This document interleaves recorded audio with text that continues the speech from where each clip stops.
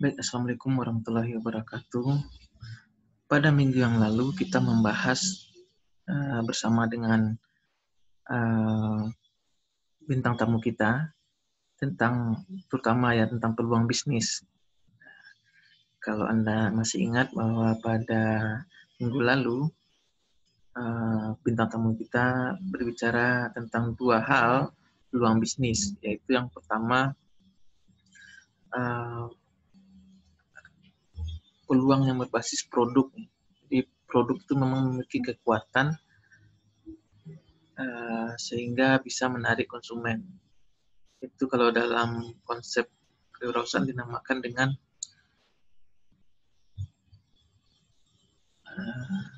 resource based view. Jadi misalnya ketika Sumatera Barat misalnya memiliki kekuatan di sumber daya alam seperti gambir yang tidak banyak dimiliki oleh daerah lain, maka ketika ada produk-produk yang berbasis gambir seperti kosmetik, ya kosmetik misalnya masker, gitu. Nah, itu tidak sulit untuk dimiliki oleh daerah lain, maka produk itu dinamakan dengan resource based view. Nah, kalau yang kedua adalah market based view, yaitu ketika seorang entrepreneur melihat ada suatu masalah, lalu ada suatu kebutuhan, lalu nanti ada keinginan dari konsumen terhadap produk tertentu, maka seorang entrepreneur akan mencoba untuk memenuhi kebutuhan tersebut dengan memproduksi produk-produk sesuai keinginan tersebut. Nah, pada kesempatan ini kita akan melanjutkan dengan pokok bahasan usaha rintisan dan tantangannya. Di perusahaan rintisan atau startup itu memiliki banyak tantangan, dan hari ini kita akan coba untuk membahas hal tersebut. Hari ini kita mulai dari suatu model yang disampaikan oleh Davidson tentang mengapa seseorang ingin atau bermaksud menjadi wirausahawan. Kalau Anda lihat dalam slide ini, Davidson itu mengidentifikasi beberapa hal yang membuat orang menjadi wirausahawan, seperti gender. Jadi gender dalam konteks sosial budaya juga mempengaruhi. Apakah Anda seorang perempuan atau laki-laki, kadang-kala menentukan juga apakah Anda ingin menjadi wirausahawan. Lalu ada pengalaman, lalu ada pendidikan, lalu ada umur. Lalu dilanjutkan dengan general attitude. Kalau Anda perhatikan, general attitude itu tingkah laku umum ya. Jadi ada orang yang secara alamiah itu suka perubahan, lalu suka berkompetisi, lalu salah satu tujuan hidupnya adalah mencari kekayaan, lalu kebahagiaan hidupnya adalah achievement, bisa mendapatkan sesuatu atau ambisinya bisa tercapai. Lalu ada otonomi, dia menginginkan adanya kebebasan. Nah, ini kalau Anda masih ingat dengan konsep personal values yang sudah kita diskusikan di minggu sebelumnya, ini ada kaitannya. Personal values itu masing-masingnya itu terutama di bagian sebelah kiri ya, kalau Anda masih ingat, seperti power, hedonism, self-direction itu. Nah, itu berkaitan dengan general attitude. Jadi Davidson mengidentifikasi bahwa memang hal-hal seperti inilah yang mendorong orang untuk menjadi wirausahawan. Nah, kalau kita lihat di bawahnya, di bawah general attitudes itu ada domain attitudes. Domain attitudes itu misalnya payoff. Payoff itu sejauh mana Anda misalnya memandang apa yang didapatkan dan apa risiko yang dihadapi jika menjadi wirausahawan. Misalnya kalau menjadi wirausahawan butuh biaya, modal kerja, itu working capital. Nah, sejauh mana Anda memandang bahwa itu suatu hal yang sangat sulit? Kalau itu Anda anggap sebagai tantangan yang biasa saja dalam suatu usaha, kemungkinan besar Anda memiliki tekad atau keinginan yang kuat untuk menjadi wirausahawan. Lalu societal, jadi bagaimana Anda memandang bahwa menjadi wirausahawan itu bisa berkontribusi ya, social contribution. Lalu know-how, sejauh mana Anda memandang bahwa Anda memiliki pengetahuan atau kemampuan untuk menjadi seorang wirausahawan.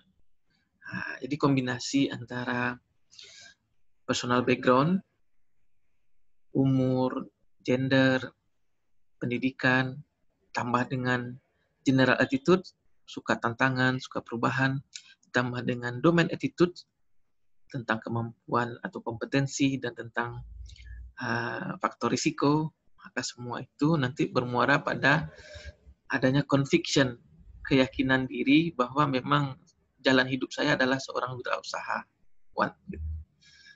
Conviction inilah yang nanti akan terakhirnya menuju intention, keinginan menjadi wirausahawan. Nah, itulah jalur mengapa seseorang menjadi wirausahawan menurut Pierre Davidson. Nah, lanjut kita pada startup. Startup itu apa? Startup itu seperti disampaikan tadi adalah usaha rintisan. Usaha rintisan itu biasanya ya di waktu saat pertama dimulai sampai 3 tahun biasanya. Tapi apa yang membedakannya dari usaha yang lain? Usaha rintisan ini tujuannya adalah scale up. Scale up itu bisa dibesarkan usahanya dalam waktu singkat. Lalu apalagi ciri khas dari startup itu biasanya melibatkan teknologi. Karena membesarkan usaha dalam waktu singkat itu tanpa teknologi akan sangat susah. Gitu. Lalu membutuhkan kesabaran. Mengapa?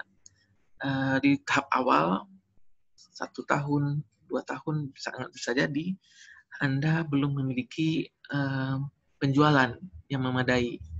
Ada unsur frustasi di sana kalau penjualan tidak memadai.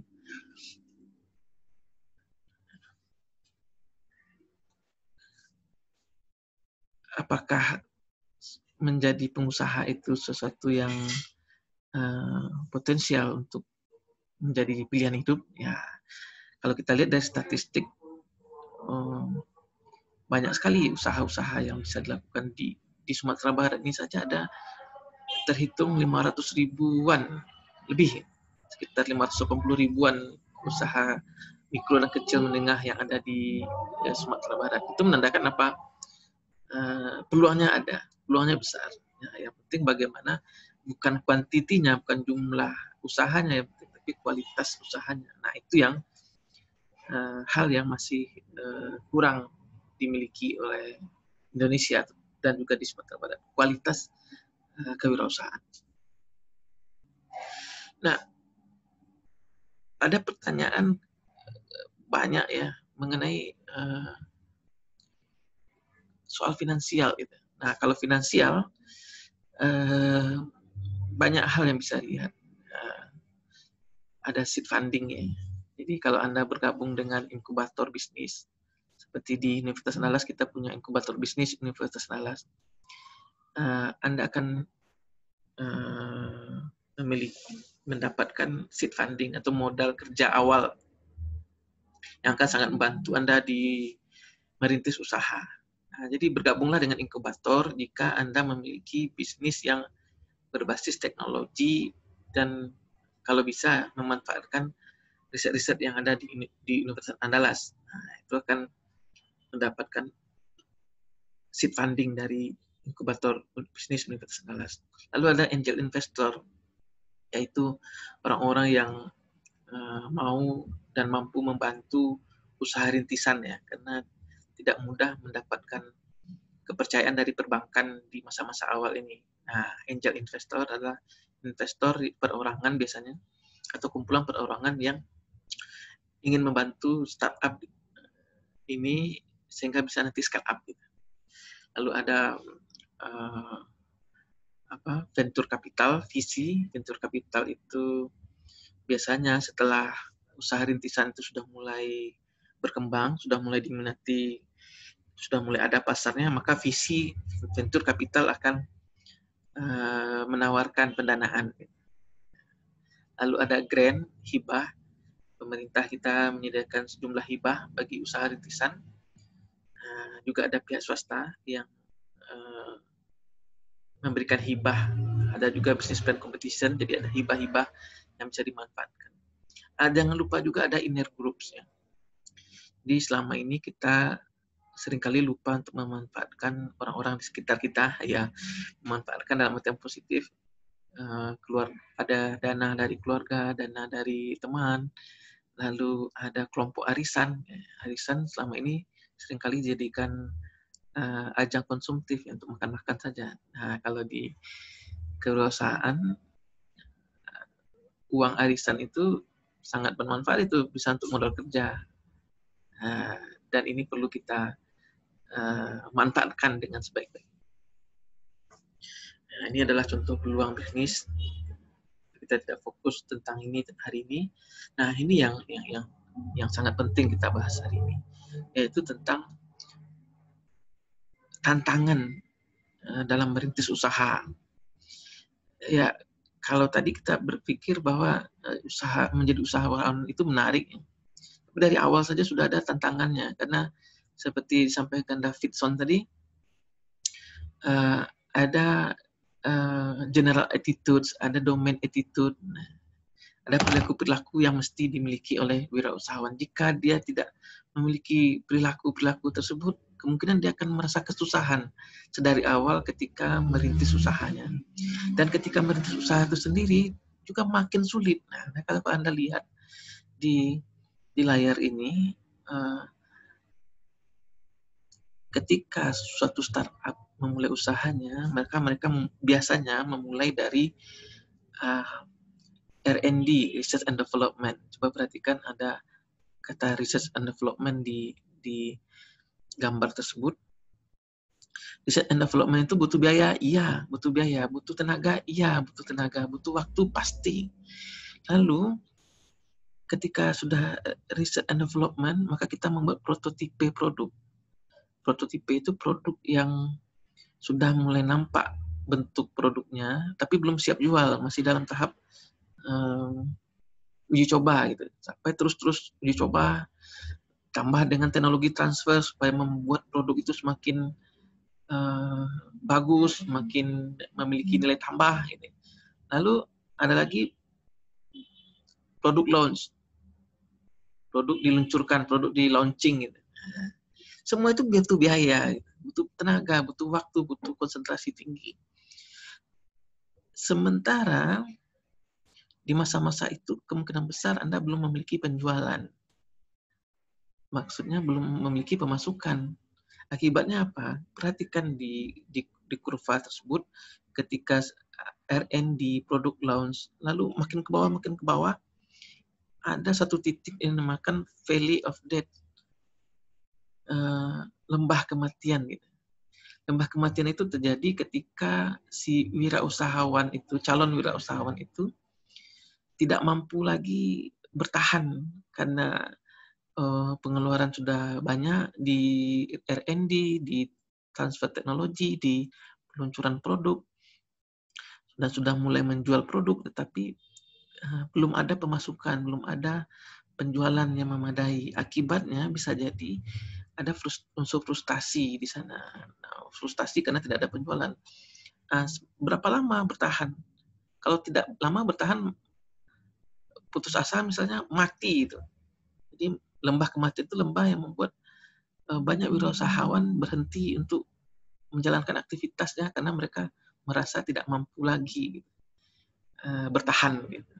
Tapi kalau ada kemampuan untuk bertahan dan ada upaya untuk meningkatkan penjualan secara signifikan, maka kurva itu akan menaik.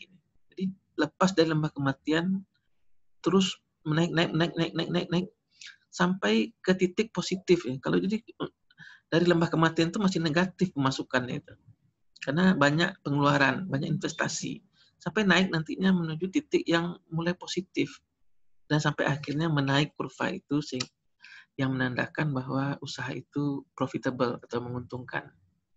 Nah, jadi kalau dalam teori Valley of Death ini, tantangan terbesar itu adalah melewati fase-fase awal di mana pengeluaran maupun pengorbanan banyak dilakukan. Nah, mampukah startup survive dalam situasi tersebut?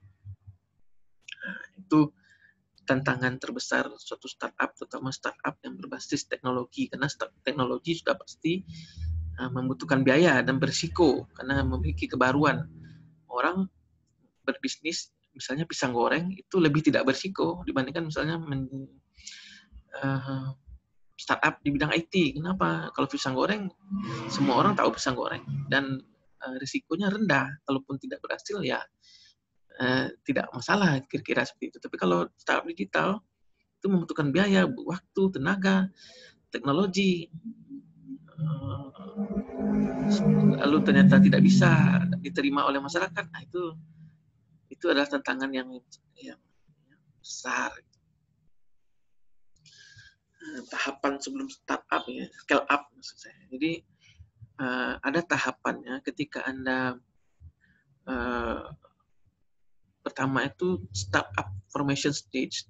Jadi tahap awal sekali gitu ya. Tahap awal sekali itu apa yang Anda lakukan? Yaitu idea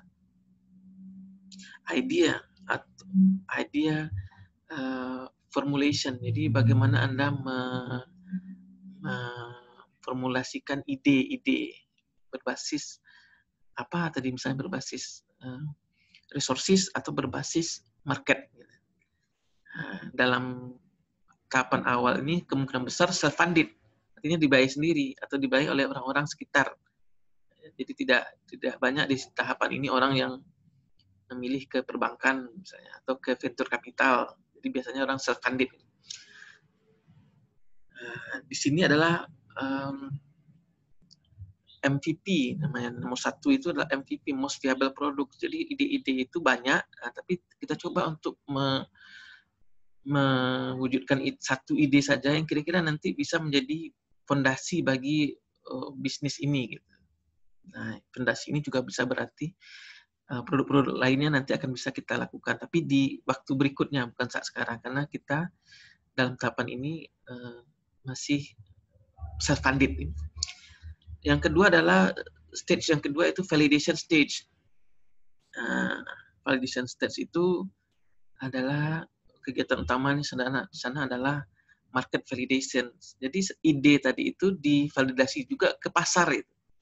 Jadi selama ini kita sering beranggapan bahwa ide yang kita miliki itu sudah pasti dianggap baik oleh pasar. Belum tentu. Jadi setelah ada idea validation, maka ada market validation. Kita tanyakan kepada pasar sasaran kita, apakah produk ini yang telah mulai diwujudkan itu, ini memang sesuai dengan kebutuhan pasar, bahwa ide ini memang produk ini memang bisa diterima oleh pasar.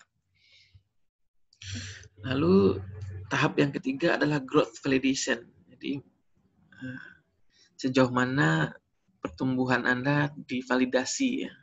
Bagaimana validasinya? Salah satunya ketika produk Anda itu membuat investor tertarik. Jadi nanti kita belajar tentang business plan. Business plan itu nanti bisa digunakan untuk menarik investor, dan salah satu hal yang penting di sana adalah ketika investor, baik angel investor maupun VC venture capital tertarik, mereka tertarik bukan hanya karena ide, tapi karena ide itu sudah ada terbukti, paling tidak diterima lah, potensi diterima oleh pasar. Nah, itu akan lalu ide itu diwujudkan, ada penjualan diterima baik oleh pasar. Nah, semakin menaik trennya, itu akan semakin menarik investor, angel investor maupun venture capital untuk menanamkan modalnya di usaha ini. Mengapa penanaman modal itu menjadi penting? Karena scale up tadi. Kalau usaha itu hanya untuk local market saja, itu tidak perlu scale up.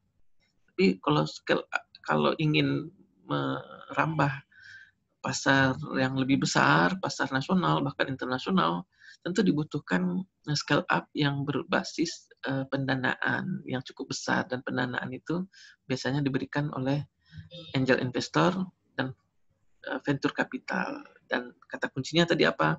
Produk ini menampakkan potensi yang besar diterima oleh pasar, dan itu akan menarik perhatian investor, karena investor di mana-mana menginginkan adanya return, kembalian yang menguntungkan mereka juga. Jadi secara singkat apa saja tantangan-tantangan dalam merintis usaha. Seperti bisa kita simpulkan dari gambar-gambar tadi, kesulitan memiliki dan memaksimalkan R&D, karena tidak semua usaha memiliki R&D, Research and Development, karena R&D itu berfokus pada teknologi. Nah, sementara teknologi itu juga mahal juga, atau paling tidak membutuhkan biaya juga. Nah, ini tantangannya, banyak startup yang tidak berbasis teknologi, startup makanan, startup fashion, ya tidak mau memiliki atau memanfaatkan teknologi yang ada. Kesulitan pendanaan, iya, karena memang perlu dalam tahap baru, tidak banyak orang yang mau berinvestasi pada usaha pemula. Tetapi tadi, kalau mampu memanfaatkan dana sendiri, potensi dari orang-orang sekitar itu, lalu menampakkan potensi yang lebih besar, nanti akan dilirik oleh investor. Tidak ada dukungan SDM yang memadai. Nah, ini benar, karena sangat bisa jadi Anda harus memiliki tim yang solid. Ya. Seringkali kita kan tidak mau menjadi tim wirausahawan ini, karena di awal itu, masa-masa awal itu bisa jadi setahun awal itu tidak ada pemasukan. Nah, sejauh mana SDM yang memadai mau untuk berkorban tidak digaji misalnya selama setahun. Nah, ini kan susah. Lalu produk tidak maksimal, bisa jadi produk tidak maksimal kan, dan artinya tidak divalidasi oleh pasar, dipaksakan sehingga akhirnya pertumbuhannya menjadi mandek. Gitu. Investasi tidak kembali, ya, lalu tidak ada penjualan. Ini yang paling ditakuti oleh startup tadi. Jadi ketika lembah kematian itu banyak pengeluaran, tetapi tidak ada tampak-tampak atau tanda-tanda bahwa ada potensi untuk investasi itu kembali. Gitu. Kalau kata orang, if there is a light at the end of the tunnel, nah itu baru muncul optimisme. Lalu ada peer pressure, jadi ketika Anda menjadi pelaku startup, sementara teman-teman lain mungkin mencemooh, ini sampai kapan Anda mau di sini? Gitu. Atau ketika mereka sudah jadi PNS dan sudah mulai settle hidupnya, sementara Anda masih berjibaku. Nah, ini mulai ada keinginan untuk tidak lagi berkecimpung dalam dunia startup. Nah, itu tantangan yang besar juga. Jadi tantangannya maukah, beranikah, mampukah, plus strategi. Nah, strategi itu yang akan kita bahas dalam kesempatan minggu depan, insya Allah. Baik, kita cukupkan hari ini sampai di sini. Sampai jumpa minggu depan. Mudah-mudahan ada manfaatnya. Pertanyaan dan komentar silakan disampaikan kepada saya lewat WA atau Island.